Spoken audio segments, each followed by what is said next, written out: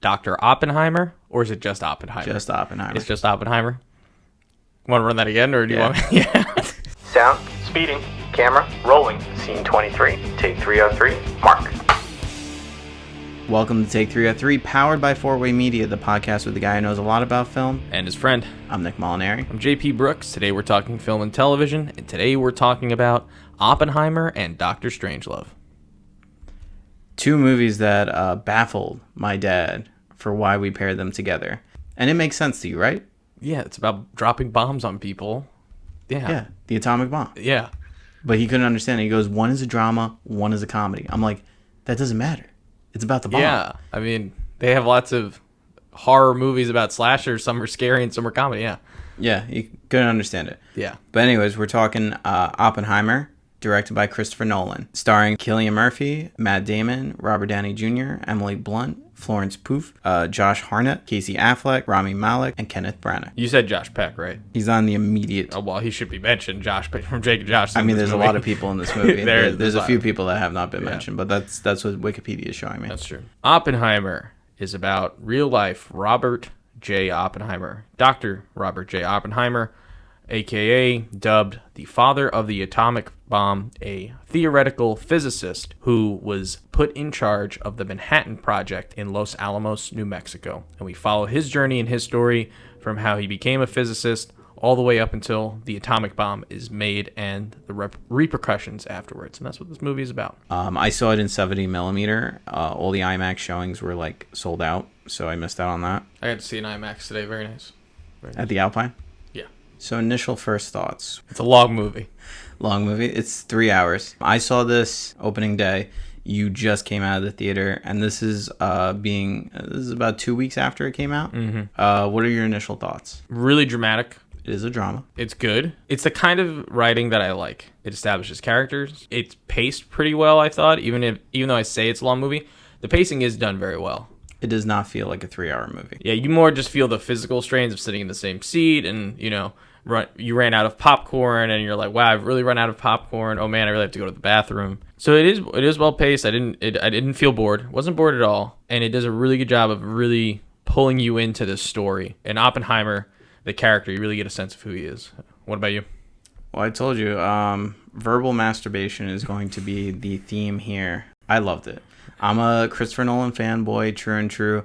I've seen all of his movies. At the time of this taping, I haven't put out our Christopher Nolan post just yet, but there is one in the drafts, and I couldn't pick a top 5, so I just ranked all of his movies.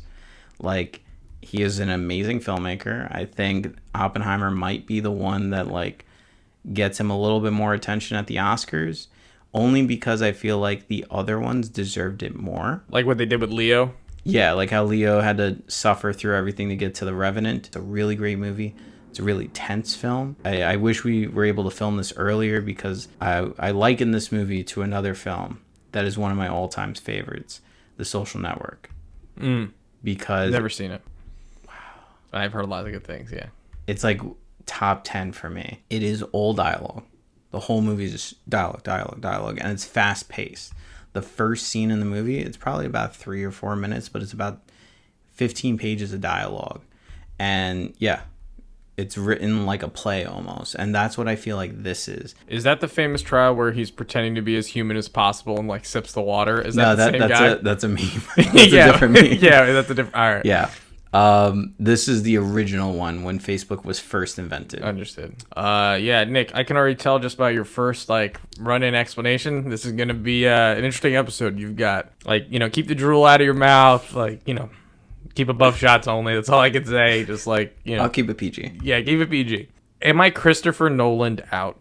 That's the question I have for you. It's what I expected from Christopher Nolan. It's like if you've seen all of Wes Anderson movies and then saw Asteroid City and you're like, yeah.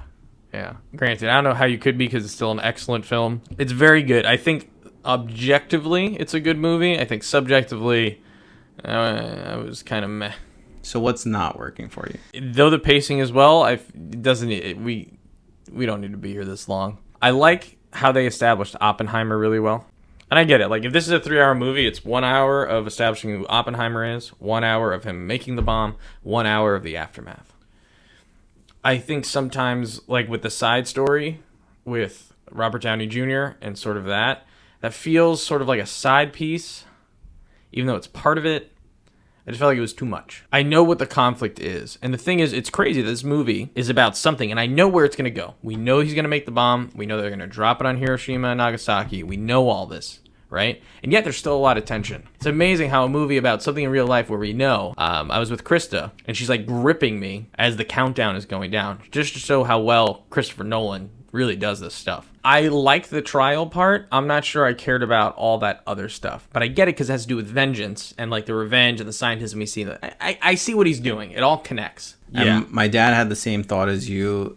My dad loves reviewing movies that he's never seen before and calling them hot trash. Which is the best like way to review a movie. So the movie isn't just about the bomb. Yeah, it's the movie is about, obviously, Oppenheimer. It's part biopic about his life and how that intertwines with the bomb. It also is about not only the aftermath, but the moral effects, the politics around all of this. There were a few things that went over my head because I'm not a World War II buff. So like things like McCarthyism doesn't really read well to me. Yeah. But I can understand communism, and I can understand some of the dialogue, some of the scenes relate to things today. I remember when I saw it, it was a packed theater. Was it a packed theater for you? For when I went, decently packed, yeah. People were like gasping and reacting to certain things that they hear in the movie because it relates to today's problems with Russia, with communism, all that kind of stuff. And the themes represented still work. Everything you said is right. I just think, is it trying to do too much? And I think it's like, this movie's long. I do, because there are so many storylines wrapped in all of this, right? Because I think I could easily say, there's so much more surrounding this issue. Why didn't they touch on this? Why didn't they touch on that? So sometimes I feel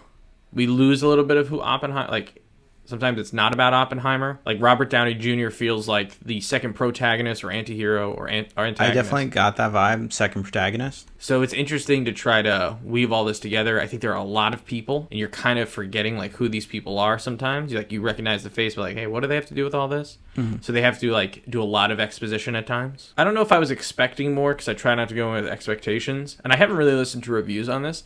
I think I saw one trailer about it while we were in the movie theaters, because that's the only way I see trailers now, is if when we do go to the theater. So I guess what I expect from the trailer, what I expect from Christopher Nolan, I think I had some bias going into it. And I don't think it wowed me, because it seems like it's accurate. I'm not sure. It seems very accurate to real life, and sometimes real life can be very disappointing or very anticlimactic at the end. I feel weird. I also just saw it and came to record. I didn't have time to chew. So this is more of a raw take. You've obviously had time to chew. Yeah. Honestly, I feel like I would have done a really bad job at reviewing this coming immediately after it, because it is 3 hours. It doesn't feel like 3 hours. Just so much information. If I had to compare it to something, I would think like Zodiac.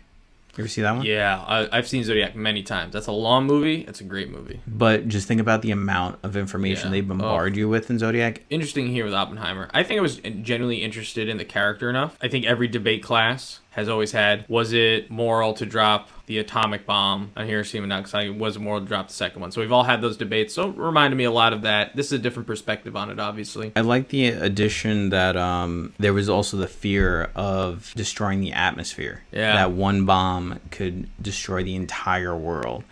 And what that must feel like, being the person that's responsible for that. I think that really is what really heightens the tension, because I don't think many people knew that or understand that that's even a possibility. No, yeah, I didn't. Definitely. I thought the entire third act was going to be about morality of Hiroshima and Nagasaki, not the entire world. You have a background in philosophy. I like philosophy a lot, so hearing these questions, I actually find metaphysics way more interesting. It was interesting to hear all these philosophical arguments be brought up again, stuff I've heard before, but now maybe people will think about it a little bit differently. Now, I know you delved deep into John Wick Chapter 4 with some of its scripture readings. Yeah. Did the stuff from Prometheus and stuff read well with you? Yeah, very appropriate. Prometheus is a very awesome tale. If you've never heard of it, you should definitely go read it. A lot of parallels here to Oppenheimer's case and what he's going through. But it's always the great question, and I think we're even looking at it now with AI and things like that. Man's creation, what do we do with it when you give the power to do things and even destroy things, what effects it can have? As Spider-Man says, with great power comes great. That's part one. I'll tell you the part two later for that one. It's coming out at a future time, that sentence. So I will tell you later. I hope you don't feel disappointed. I should have probably told you, right? Any problems with this movie? I gotta applaud you. That was probably the best. I didn't know where you were going with it. Then I was like, oh my guy, always with the part ones of the part twos. Dude, yeah. Hope you don't feel gypped. No, anyway. I didn't find any major gripes with this, except for maybe I think again like that there were so many characters that I feel like some of them faded to the background, and then very minor gripe. I think the sound design of the last few Christopher Nolan movies, like with Tenet especially, parts of Interstellar, and then parts of this where the dialogue is being overpowered by the background, which in this one I can kind of be like a jerk about it and be like, oh, it's supposed to be like the bomb is supposed to be above, you know, different things like that. It's iconic, you know, that kind of thing. But no, like some of it could have been mixed a little bit better. I think other than that, I really don't have any major gripes. Who gives the best performance? Because this is a script movie. This is a performance movie. Yeah, it's all character. Which, by the way, all the characters are done very well in this movie.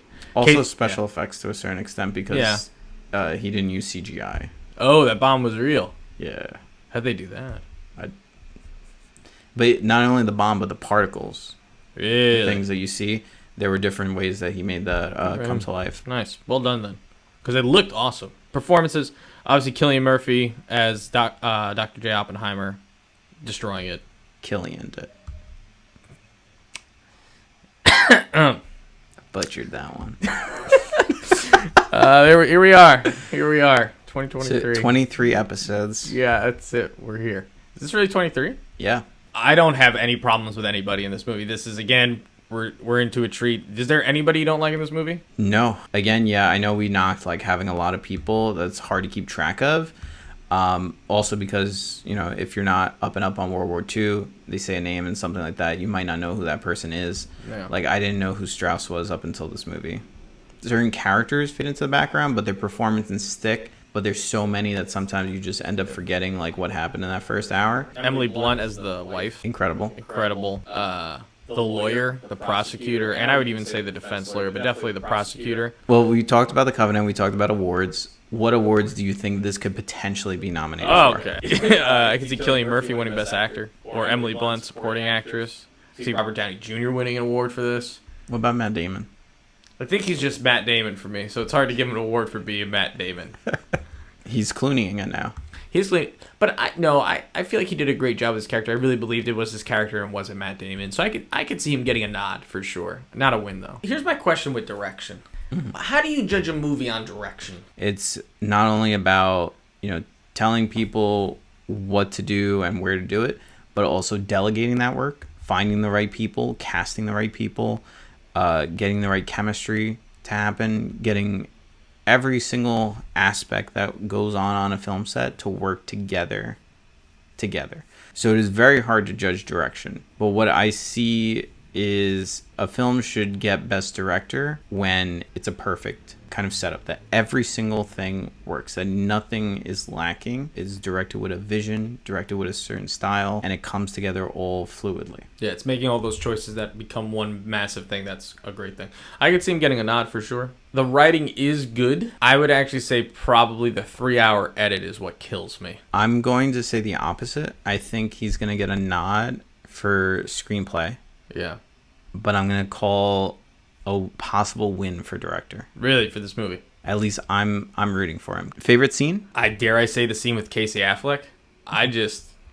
He commanded the screen when he got in there. And then obviously Just to give a little background on the scene? Yeah, sure. So Casey Affleck is playing basically investigator for the military, right? For the government, yeah. For the government. And he's just doing investigation, and he has a sit down with Oppenheimer, who's trying to give them fake information to look good, right? Oppenheimer cares about how he looks to other people and all that. So he's giving this fake information out. And Casey Affleck's character is grilling him hard, and just you can tell he's not believing what Oppenheimer is saying, and Oppenheimer's clearly leading him on a goose chase, and he's asking very direct questions. And just something about that scene, it seems like that's the first time I'm not sure if I'm rooting for Oppenheimer anymore. I kind of want to see Casey Affleck win. So that's why I really like that scene. And the other scene that really stuck out, I think, was the last scene when everyone goes to shake his hand. The thing with like Einstein, that last very, very Nolan ending. We see a character do something, and then at the end of the movie, they finally show us what they were talking about. That's very Nolan. I can think of Dark Knight and all the some of the Batman movies. It felt very much like The Prestige. Yeah, obviously I've never been in a position to receive something that prestigious, but just a reminder, like, why people do things. They usually do it for themselves, almost like validating. I realized this thing about somebody, so I'm going to give them this award, and now that award says because I gave it to him, I was right. It's crazy to think about. Very nicely done. I really liked it. It reminded me, that ending reminded me of the speech from Air a little bit. Yeah. So those two scenes, what about you? There were so many great scenes. I think I'm leaning towards Emily Blunt's testimony. Oh, man, so good. What a good pick, yeah. It's funny, in a movie that came out with another movie that was boistering feminism, it seemed to come out more in this one scene. Dude, she was badass. Yeah. Standing up for herself, standing up for her husband, standing up for... While it's completely a flawed relationship, but Yeah. still trying to make it work. Yeah, man. Kudos to her. She did a great job in that. It's crazy because I know it's scripted. It doesn't feel scripted. It feels very legit. It feels like she embodied the character. Honestly, it's one of those things where I didn't realize it was Emily Blunt until a few scenes in. Yeah. I just want to highlight, do you remember the first frame of this movie? First frame of the movie? Yeah, like the first shot in the entire film. It's black and white, right? It's in color. What is it? It's the puddles. Oh. He's staring at the water. Okay. So there's a whole bunch of puddles on the floor. There's rain droplets going in them, and you see like the little, spreading outs of the water, and then the last shot. Same thing, but with the atmosphere. What is with a lot of these great movies doing the full circle thing, which is not... I love it. Yeah, I like it too. It's classic, like, was it bookcasing? I forget the term for it. It's like shelving, book shelving, or something like that. Yeah. I think it's one of those movies that you have to watch again to start picking up on all these little subtleties that are there, because it's such a big movie. Yeah, and just because of timing in life, I was like, man, maybe I have to watch this at home, and I really don't want to because it's a Nolan, sound, all that other stuff. So I couldn't. So I'm like, all right, I'm glad I had to go to the theater for it. Final thoughts and ratings? Yeah, final thoughts and ratings, because I think my mind is too jumbled, and you love this movie, clearly. So we already know where I'm heading. I'll go first this time. Yeah, go for it. I love this movie. In my Christopher Nolan ranking that I'm going to release in a few days, I put it in my top 5 of Nolan films. I do think it is a masterclass in terms of what you can do with a dialogue-driven script, and I think the performances are insane in this film. I think seeing it on the big screen, seeing all like the little details from the intense close-ups to the large frame shots of the bomb and the particles of everything going on, contrasting that with the morality, the politics, and everything else. I think it's just a wonderful, wonderful film. Right now it's standing as my top movie of the year. I'm going to give it a 5 out of 5. No surprises. Yeah, I mean, this is a 5 out of 5. Like, I knew when you had Oppenheimer on the list, I was like, all right, I guess we can do this one. I didn't really care. I was like, it's going to be a 5 from Nick. All right, so that being said, this movie... I think it's a good movie. It's hard to say if it's worth your time because it's a long one, but it probably is. I just don't think this movie was for me. I think if you're a historical person, you'll like it. It's a very character-driven story. I like Oppenheimer as a character, but at some points I think it can be a little confusing. You can get a little lost, and I'm saying that, and I've watched Tenet before. There's just something about it, and I can't put my finger on it. And maybe, I don't know what it is. Couldn't tell you. I'm hoping it's... It sounds like overload for you. Yeah, I think I'm just overloaded, overwhelmed. What they chose to focus on was interesting. I think most people are going to like it. I'm assuming... I haven't checked the ratings, but I'm assuming everybody's gushing over this movie. I'm going to be... a little tough on this. I'm giving it a 3. A 3? Yeah. Wow, that is... I had a guess of where it was going. A 3 was not my guess. Yeah, I cut down the movie a little bit, a lot of bit, and I think the last hour of the movie needs to be different. Like trimmed down? Trimmed down. I just feel like that whole court scene is just way too long. Since you gave Barbie and Oppenheimer both a 3 out of 5, which is the better movie, or which is the one that you're going to watch again? Barbie. And it's not even close. No, that's not true. I'm going to edit that out. I'm going to have just a clip of you saying Oppenheimer somewhere else in the podcast and insert that in. or which is the one that you're gonna watch again? Oppenheimer. I think it could be a 4. I think this is a raw take. I probably have a different opinion if I sat with it more. But as a raw take, I don't think I'm as... There are a lot of things going for it, but I think ultimately I left a little dissatisfied. And we are going to do that episode towards the end of the year where we get to change our review. Yeah. If we see fit. You can't give me that kind of power. I change it middle of the podcast. Okay, maybe I limit yeah. You. Like, you get 3 changes across the year. Yeah. Just got to give you limits. All right. Yeah, 3 out of 5 for now. So this is a good time for a commercial break. Afterwards, we'll be talking about Dr. Strangelove. This episode is also powered and sponsored by Putin's Password. That's right. Maybe you have been trying to hack into your ex-boyfriend, ex-lover's computer or phone. Maybe you want to know the Wi-Fi password of your neighbors and are tired of paying for road. Putin's Passwords is the easy solution to you. That's right. The Russian government has finally established an app and a service. They've been hacking elections for a long time. Now they'll be hacking your neighbors and loved ones to get you access to all the things you need. Maybe you're tired of guessing password exclamation point or password 123. Putin's Passwords does exactly what they need to do. First, they hacked and found out all the information they needed to make an atomic bomb, and now they're finding access and passwords to Donald Trump's Twitter account so that they can write and type whatever they want. Don't miss out on another opportunity today. Use the hashtag code Oppenheimer so you can get access to 20% off on the first 3 passwords you'd like to download. This ad is powered and sponsored by Fort-Way Media. If you have a special event, need some advertisement on social media for your TikTok or Instagram, consider using Fort-Way Media.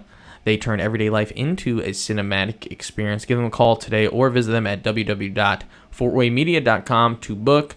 Make sure you don't miss another chance to make everyday life into a cinematic experience. And we're back with Dr. Strangelove, or How I Learned to Stop Worrying and Love the Bomb. Great title. Written and directed by Stanley Kubrick. It stars Peter Sellers, George C. Scott, Sterling Hayden, Kean Wynn, Slim Pickens, and Tracy Reed. Dr. Strangelove follows General Ripper, a man who has been taken off the edge, has broken down and become a little crazy as he orders a bunch of planes to drop bombs into Russia.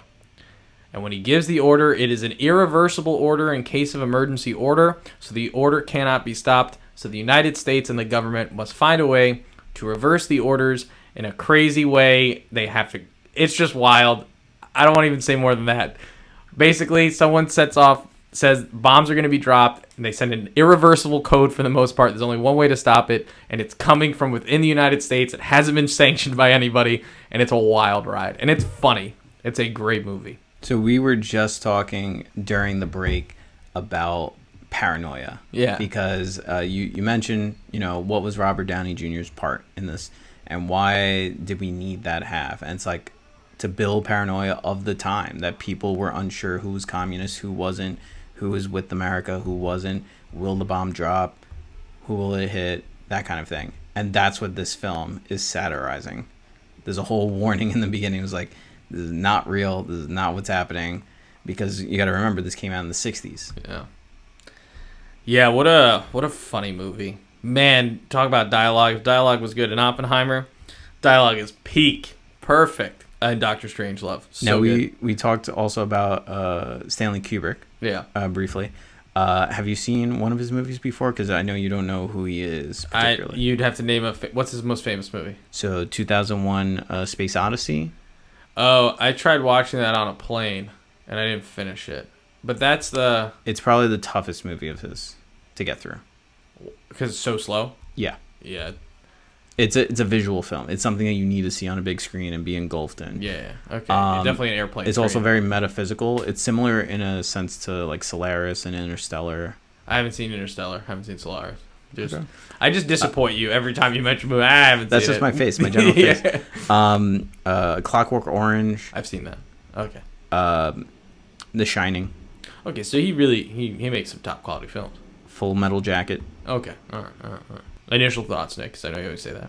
I'm going to say initial thoughts. Yeah, that's my catchphrase. That's your catchphrase? You want to say it? I have catchphrases, but no, you can take it this time. But I'm going to say initial thoughts, and then I'm going to answer. So that's the difference. So, initial thoughts. Here's what I think. At first, I almost didn't understand it was a parody or a comedy. Oh, because I didn't tell you what this was about. No, and I don't look up anything because I don't care to look it up. I want to experience it. And within 2 minutes, I realized this movie is funny, awesome. And it's timeless humor. It's good humor. It's not stupid humor. It's all witty, like sarcastic, ironic humor, which I really love. Just like how funny is it? A guy walking in and being like, "Yeah, we're dropping 20 bombs." "Yeah, that's correct, sir." Like just very nonchalant. Just like, "No, we're screwed." "No, that's what you put in order." "Yeah, that's what we're doing." So I love that style comedy. So I love this movie. Yeah. Like even just like, can you check the code again? Multiple zooms ins on the same exact code, back and forth, back and forth, back and forth. Yeah. And it's like, yeah, that translates well over time. You get it. The movie's trying to be funny and it hits. It knows what it's trying to be. Oh man, I'm really glad I got to watch this movie because I obviously not for this podcast like many of these other movies. Don't think I ever would have watched it. Did you watch it with Krista? I did. What did she think of it? We were both laughing. Great. Yeah. What about you, Nick? What? Tell me some things about this movie that you liked. Well, I'm a Kubrick fan. Yeah. And he named like 18 of his 20 movies. So yeah. Out of all of his films, it's the shortest one. It's also the only comedy. The cinematography is just so gorgeous. And I can never not laugh hysterically out loud the entire time he's on the phone. Oh my god. Yes, I'm glad you said it. I'm so glad. Because I'll skip ahead to favorite scene. That is my favorite scene in the movie. Every single time. I know when it's coming up. I know it's like, Dimitri, no, this is a friendly call. Of course. I wouldn't be calling just to tell you bad news. This is a very cordial call. So good. And I was just like in awe the first time I saw it because when you realize that Peter Sellers is playing 3 different roles. What do you mean? So the guy that plays Mandrake, the one in The Office that's second in British command. guy? Yes. Okay. He is the same actor that plays Dr. Strangelove. He is also the same actor that plays the president. No way. Those are all the same people? Yeah. That's one guy? He's doing a British accent, he's doing an American accent, and he's doing a German accent.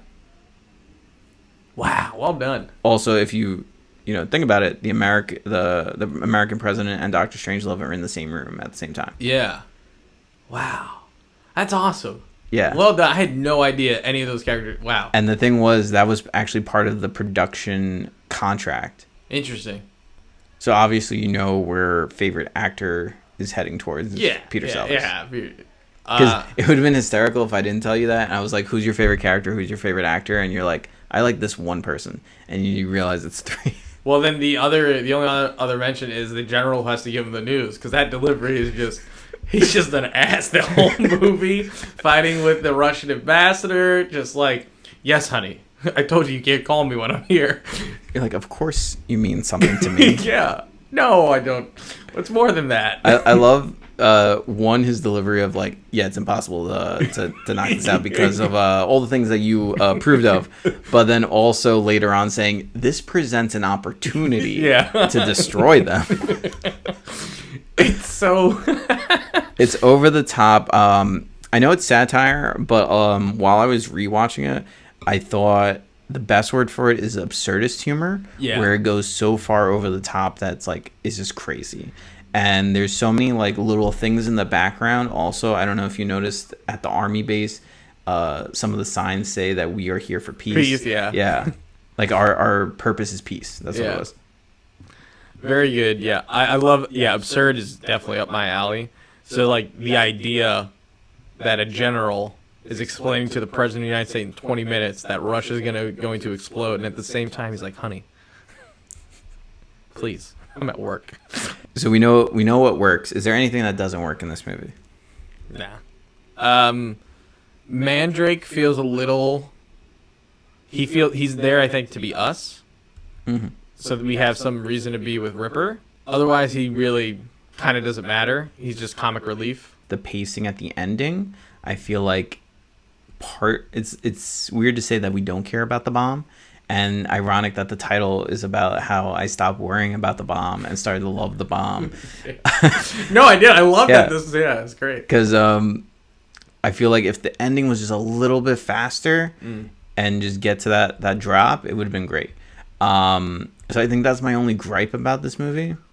Yeah, because you would think the bomb is everything, and it's not. It's people's reactions to the bomb that is everything about this movie. It's how everybody is dealing with the situation, which is great. Ironically, it just made me think of, that's what Asteroid City is really all about. It's not the alien coming to visit. It's everybody's reaction to the alien visiting, which people being people is always at the end of the day really funny. Even though in this movie it's, super exaggerated and people are playing characters, it doesn't matter. Like, I think you've maybe been there when like Krista's trying to have a serious conversation with me and I'm just stuck on one thing and I just won't let it go, and it's just funny to watch me just like a constant callback. Like I said, I like repeating jokes. So like himself repeating just that he has one goal, and anything he'll do, it doesn't matter what it is, even if it's taking the Russian ambassador and tackling him into like hors d'oeuvres and food just to get his point across. Like, you gonna trust this fucking guy? While he's right there. Yeah, like right to his face. It's so good. This movie was nominated for Best Picture, Director, Screenplay, and Actor. Which one do you think it won? I should have won all of them. It won none of them. What? Yeah, it was just nominated for all those. It didn't win any of it? What did it lose to? Lost to My Fair Lady. What the hell is My Fair Lady? It's a musical. But that's the 60s. Musicals are big. Yeah. And it lost screenplay to Beckett. Bro, I've never even heard of Beckett once in my life. It's a historical drama about Henry II and Thomas Becket. Why doesn't comedy get respected, Nick? Because nobody likes to give the awards to the jester. Preach, brother. I feel that one. Very difficult to get on stage and make people laugh. So final thoughts and ratings? I have one question for you. Sure. Modern day classic that comes close to the screenplay and writing of Dr. Strangelove. I think something like The Big Short. Big Short. You know what I was actually thinking of? Maybe I'm crazy for saying this. I actually, like, it reminds me of The Hangover a little bit. The quirky characters, the weird situation. Obviously, it's not bomb-inducing, but just the way they talk to people. Like, it's very, like... Absurd and quick-paced. Yeah. Like, out of pocket. Yeah. I see. Like, the way he talks to... just the way they talk to people. I guess I was going more for, like, the satire route. Yeah. I was just thinking more, satire route, just the comedy route of just, like... Just the way they talk to people. Final thoughts and ratings? Final thoughts and ratings, Nick. You want to go first this time? Yeah, I'll knock it out. It's a 5 out of 5. It's not even close. Sometimes you watch old movies and you're like, okay, it gets it because it's an old movie and it did it first. Sometimes you watch movies and they're old and it doesn't even matter. I could watch Young Frankenstein like any point, any day of the week. Same thing goes with Doctor Strangelove. I think I'll be watching this movie again. I loved it. It did everything that's supposed to be right with comedy. Absurd, ridiculous. And you know what? Man, well done. I'm just so... Sometimes you leave a movie and you're like, why did I watch that? I don't know what I just watched. I know exactly what I watched, and I loved it. 5 out of 5, Dr. Strangelove. Bam. And I'm going to be right there with you. I feel like I'm a basic bitch today, but it's 5 out of 5. I think another thing that I forgot to bring up earlier was I feel like this also set the framework for a lot of comedies, for a lot of, not necessarily slapstick, but satire, parody, all those kinds of movies. I feel like this is what set the bar for it and set the pace for those films. So I think the acting is hysterical, especially from Peter Sellers. Cinematography looks amazing. The edits are so sharp. And I didn't realize, I've probably noticed it a few times, but I keep forgetting that a lot of these scenes are shot at long shots. Very. They rarely cut. It's incredible. So 5 out of 5. It looks excellent, considering how old the movie is. That's the first thing I thought. Thanks for letting me watch this. Good pick. You can thank Eddie. That was his pick. That was Eddie's pick? Yeah. Well done, Eddie. Shout out to Eddie. Put his picture up for everybody so we can thank him properly. Insert silhouette. This has been an episode of Take 303. Thank you so much for watching. If you enjoyed, make sure to leave a rating and drop a follow. If you know somebody who might enjoy this podcast, let them know. Tell them to take a listen. We always enjoy having new listeners. This week's poll question of the week is, what is your favorite Cillian Murphy movie? Mine has to be obviously In Time as the bad guy, even though it's a very bad movie. It might be a couple. I have to go back. 28 Days Later, my guy. 28 Days Later. Oh, zombie. You're right, Nick. As always, changing my mind as soon as I open my mouth. Today, this week's question of the week is: what is your favorite biopic film? A film that tackles a real life moment in history or a historical person and really gets an in-depth look at who that person is and who they are and the events surrounding their lives.